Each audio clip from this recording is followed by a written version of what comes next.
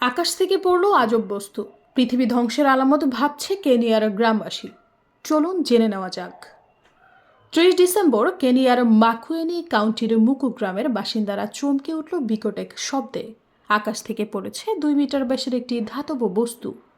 আতঙ্কিত বাসিন্দারা দেখতে পেলেন প্রায় 500 কেজি ওজনের বস্তুটি আংশিকভাবে পোড়া।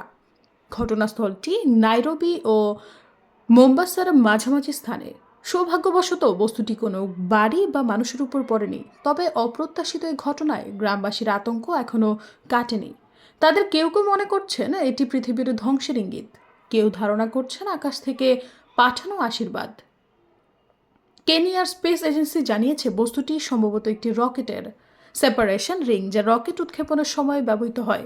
সংস্থার বিবৃতিতে বলা হয়, এই ধরনের বস্তু সাধারণত পৃথিবীর বায়ুমণ্ডলে প্রবেশের সময় পুড়ে যায় বা সমুদ্রে গিয়ে পড়ে। স্পেস এজেন্সি আরও জানায়, এমন ঘটনা আগেও ঘটেছে। 2022 সালে ইলন মাস্কের স্পেস এক্স ড্রাগন ক্যাপসুলের একটি অংশ অস্ট্রেলিয়ার একটি ভেড়ার খামারে পড়েছিল। ঘটনার পর কেনিয়ার স্পেস এজেন্সি, স্থানীয় কর্তৃপক্ষ, নিরাপত্তা বাহিনী ধাতব বস্তুটি উদ্ধার করে। এখন বস্তুটি স্পেস এজেন্সির হেফাজতে রয়েছে।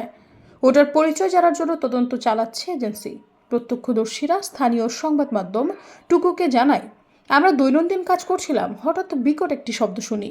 পরে একটি ধাতব বস্তু মাটিতে পড়ে। ওটা আমার ভীষণ ভয় পেয়ে দেয়। আরেকজন বলেন, আমি ভেবেছিলাম কোনো বিস্ফোরণ। আতঙ্কিত হয়ে ভাবছিলাম, আজই কি পৃথিবী শেষ হয়ে যাবে?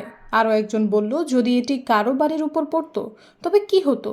আকাশে কি এমন কোম্পানি আছে যারা এ ধরনের বস্তু আমাদের উপর ফেলছে? সৈয়দা ফারিয়া, সমযোগ।